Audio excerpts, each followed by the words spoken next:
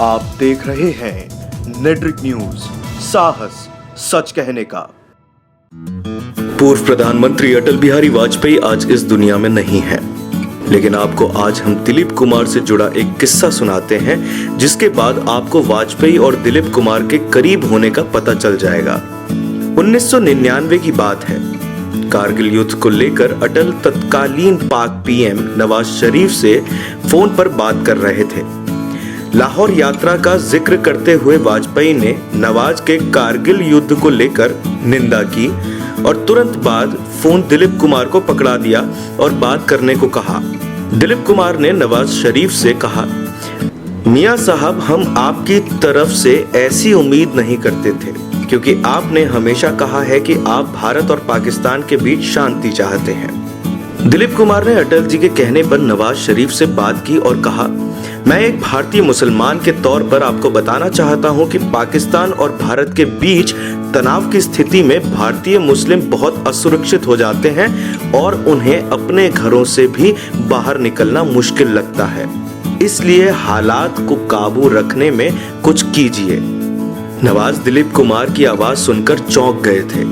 दिलीप साहब आज भले ही पर्दे पर मौजूद नहीं हैं, लेकिन हम सबों के दिलों में कहीं ना कहीं मौजूद हैं। हम दिलीप साहब को कभी नहीं भुला सकते। बस फर्क इतना है कि दिलीप कुमार के बारे में हम आपको बताना भी चाहें तो नहीं बता सकते, क्योंकि कायनात ने उन्हें जो इज्जत बख्शी है उसे दुनिया के किसी कलम से नहीं उकेरा जा सकता। 22 साल छोटी सायरा बानो भले ही दिलीप से शादी कर लेती हैं, लेकिन सच्चाई ये है कि महज 12 साल की उम्र में ही दिलीप को सायरा दिल दे चुकी थी। दिलीप के इस एक्टिंग अंदाज पर सायरा उनसे बेइंतहा प्यार करने लगी थी। आखिरकार 11 अक्टूबर 1966 को दोनों एक दूजे के हो ही गए। अपनी आत्मकथा the substance and the shadow में दिलीप कुमार ने बताया था कि वे क्यों नहीं बाप बन सके। उन्होंने बताया कि 1972 में सायरा पहली बार प्रेग्नेंट हुई, लेकिन दम घुटने से 8 महीने के बच्चे की मौत हो गई। दिलीप कुमार बताते हैं कि इस घटना के बाद सायरा कभी प्रेग्नेंट नहीं हो सकी। सायरा से शादी के बावजूद दिलीप कुमार ने 1980 में आसमा रहमान से दूसरी शादी की।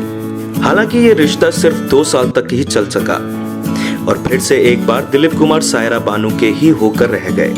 दर्शकों के लिए फिल्म नहीं, दिलीप कुमार का नाम ही काफी है, क्योंकि दिलीप कुमार किसी फिल्म में हो, यही उस फिल्म की सफलता की सबसे बड़ी गारंटी है। दिलीप कुमार के पिता पाकिस्तान के पेशावर में फलों के व्यापारी थे। दिलीप साहब के 12 भाई बहन हैं। उनकी पहली फिल्म ज्वार भाटा थी। गंगा जमुना, मधुमती, देवदास, मुगले आजम जैसी फिल्में देखने के बाद कोई दिलीप साहब का दीवाना बने बिना कैसे रह सकता है। फिल्मों में अपने अभिनय क्षमता से दिलीप साहब ने ये बता दिया था कि दिलीप कुमार का मुकाबला किसी शख्स से है तो वो शख्स है खुद दिलीप कुमार। दिलीप साहब एक्टिंग के वो बरगद हैं जिनकी छांव तले न जाने कई हस्तियां पली बढ़ी, दौड़ना सीखी और फिर चलचित्र की दुनिया में मशहूर हो गईं। एक्टिंग का रियल शोमैन आज भले ही रंगमंच पर एक्टिव नहीं है, लेकिन उनकी एक्टिंग ने वो छाप छोड़ी जैसे जिंदगी ने नहीं, बल्कि जिंदगी को ही दिलीप साहब ने कई फलसफे सिखाए थे। शुक्रिया दिलीप साहब। नेट्रिक न्यूज की रिपोर्ट। हमारे साथ जुड़े रहने के लिए हमारे YouTube चैनल को सब्सक्राइब करें, साथ ही बेल आइकन को दबाएं। नेट्रिक न्यूज की खबरें सबसे पहले देखने के लिए।